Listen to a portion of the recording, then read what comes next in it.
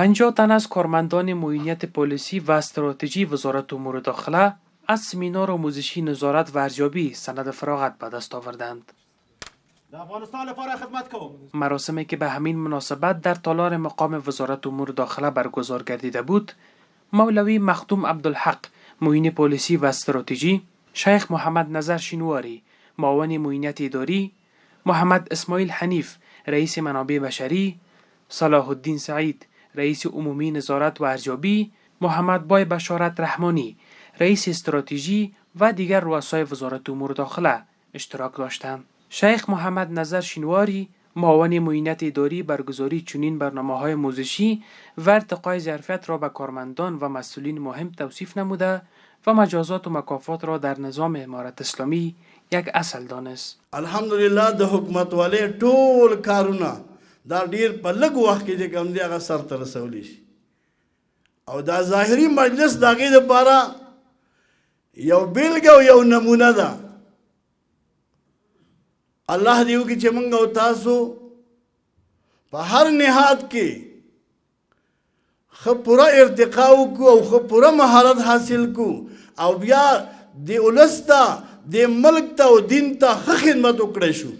دا یو امتحان دی. تا نن تاسو لاسته راوړو چې آینده لپاره ستا چې کوم دی د دغه تصدیقنامې او د تحصیلنامې موافق کارکردګي او د دغې زده کړو موافق دی عمل کړی او د ولس ته او د ملک او د دین د دې حکومت ته ښه خدمت کړی. الله دې زموږ او ستاسو نه ښه خدمت واخلي. الله دې ستاسو دا سعی قبول او منظور کړي. په دې کورسونو جوړولو کې هر چا چې څومره کوشش کړی دی، قرباني ورکړې ده، محنت یې کړی دی، الله دې ټولو ته چې کوم دی د هغې عوضونه دنیا و آخرت کې نصیب کړي. همچنان صلاح الدین سعید رئیس عمومی نظارت و ارزیابی معینیت پلیسی و استراتژی گفته است که در این سمینار اساسات، مهارت‌های مدیریت، نظارت و ارزیابی، پلانگذاری و دیگر موضوعات مهم را کارمندان ملکی و نظامی معینیت فرا گرفتند که در ساحه عمل از آن استفاده موثر نمایند. د پالیسي او استراتیژي معیارات د څارنې او ارزونې عمومي ریاست افتخار او ویاړ لري چې د افغانستان اسلامي امارت تر واکمنېدو وروسته توانېدلی چې د 1401 مالي کال د منظور شوي پلان مطابق د څارنې او ارزونې ټولې کړنې په ټاکلي وخت او د پلان مطابق ترسره کړي.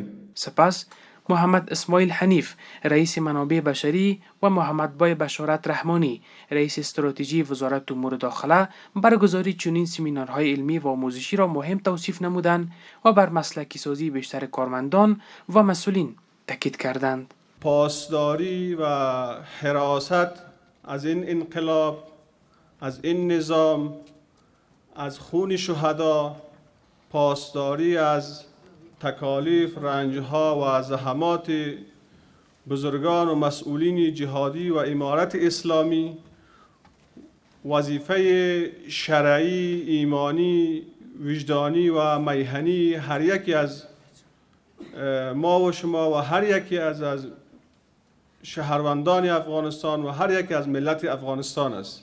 از اینجا به ملت مسلمان افغانستان، به هیئت رهبری امارت اسلامی افغانستان، به هیئت رهبری وزارت امور داخله امارت اسلامی افغانستان، به شخص جناب ملا خلیفه سراج الدین حقانی صاحب حفظه الله تعالی با صداقت کامل اطمینان می‌دهیم که ما از هیچ نوع تلاش، از هیچ نوع کوشش در جهت استحکام نظام، در جهت ارائه خدمات بهتر و مؤثر به مردم و میهن خود دریغ نمی‌کنیم. منګه په آزاد فضا کې علمی سیمینارونه او د ارتقای ظرفیت آموزشي کورسونه مخ په وړاندې باندې بیو. عزتمندو په دنیا کې لویه سرمایه پوهه ده. زموږ مجاهدین ملګري الحمدلله 100% تعهد لري ژمن د خپل نظام ته. نو موږ امتزاج کوو د تخصص او د تعهد. په نږدې وخت کې به انشاءالله زموږ ملک د سیالانو سره سیال شي. در اخیر تقدیرنامه ها توسط مسئولین به اشتراک کنندگان و استادان این سمینار توزیع گردید.